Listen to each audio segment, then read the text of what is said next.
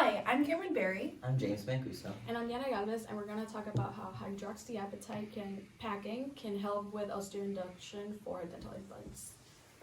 So globally, it is estimated that 2.4 billion people are missing one or more permanent tooth. Missing teeth presents complications with mastication during eating. Other complications include supereruption, drifting of neighboring teeth, jaw shrinkage, malocclusion, jaw misalignment, and even facial collapse. The American Dental Association reports that there are over 5 million dental implants placed each year in just the United States alone to combat these effects. A dental implant is a surgical component that integrates with the bone of the upper or lower jaw to support a dental prosthesis such as a crown or bridge. To combat tooth loss, patients have several options that are currently available to them. The main options being dentures, subperiosteal, endosteel, and HA-coated implants.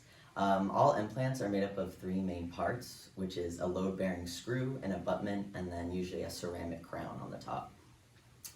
All of these procedures do have some complications associated with them.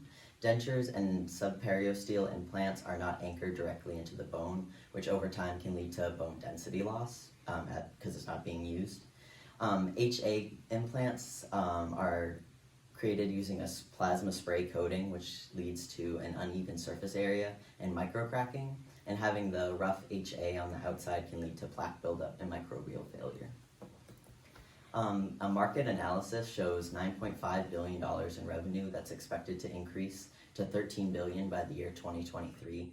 Some key players in this market are Thaumann Medical, Zimmer Biomet, and Southern Implants, each of which really prides themselves on innovation in a key aspect of implant design, such as strength, aesthetics, or flexibility. So there are many complications associated with dental implants that cause the 10% failure rate, but today we're going to be talking about bone loss at the implantation site. This bone loss is caused by stress shielding due to point loading, infection caused by an exposed wound due to placing the abutment and screw in the initial procedure, and a general lack of osteoconduction and osseoinduction. Our solution serves to combat these by proposing the use of a hydroxyapatite within a hollow titanium screw that is externally coated in growth factor. Our design is a 3-part modification. Firstly, the titanium screw is hollow to distribute the forces of the attached prosthetic and the forces during mastication. By reducing the presence of a point load and increasing the surface area in contact with the prosthetic, the bone experiences more forces as opposed to the prosthetic shielding these stresses. The next modification made is that the hollow titanium screw is packed with hydroxyapatite, which is a calcium phosphate that is similar to human hard tissues such as bone and tooth enamel. HA has recently gained interest due to its biomaterial applications for its catalytic nature involving osteogenesis, and by packing our implant with an HA core, we will be catalyzing bone proliferation, increasing osteoinduction, and reducing bone loss. Lastly, the external portion of the titanium screw will be coated in a growth factor, which serves to recruit bone proliferation, which will then continue in and around the hydroxyapatite matrix to ensure the implant's structural integrity. So our procedure has 2 steps. In the first step, we implant the titanium screw, and then we sew over it for 3 months to allow for the implant to integrate with the bone. And then after 3 months, we reopen the wound and then put an abutment, and then we glue the crown on top.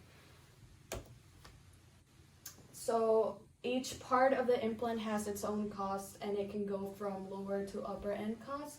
So for the implant, so the titanium screw itself, it can go from $900 to $3,200. For the abutment and crown, it can go from $600 to $3,500. And the HA packaging costs about $300 for 100 grams of the material. So the total could end up being from $1,800 to $7,000 per tooth. And as we already talked about, HA literally uses your own bone cells to create new bone. So this is literally what Osseoinduction is, and it helps with biocompatibility, osteoconductivity, and it decreases stress shielding, as we already said. Any questions?